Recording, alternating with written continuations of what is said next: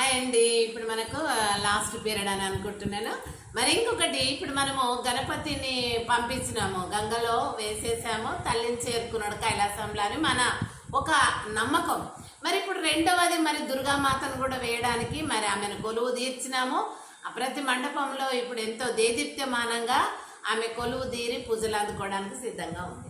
అయితే నేనేమంటున్నానంటే, ఇప్పుడు ఆ పండగలకు మనము అంత ఉత్సాహంగా మనము ఆడి పాడి తందనానలు భజంత్రులు చేసి సంతోషిస్తున్నాం కదా వినాయక చవితికి.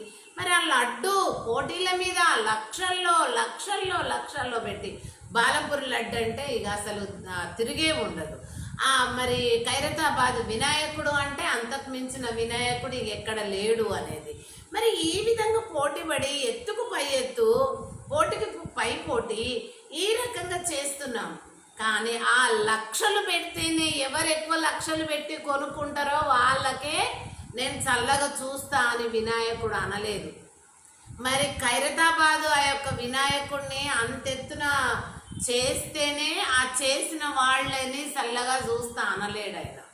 కానీ ఆ పోటీపడి అంతగా పెడుతున్నారే ఆ లడ్డు కోసం కానీ, ఆ యొక్క ఎత్తు హైట్ పర్సనాలిటీ విగ్రహాల కోసం కానీ, దాంట్లోనే మీరు వేసుకున్న కలెక్షన్లో మీరు పెట్టుకున్నటువంటి ఆ కలెక్షన్లో మీరు ఏం చేయండి, కొంచెము అనాథాశ్రమాలకు దానం చేయండి.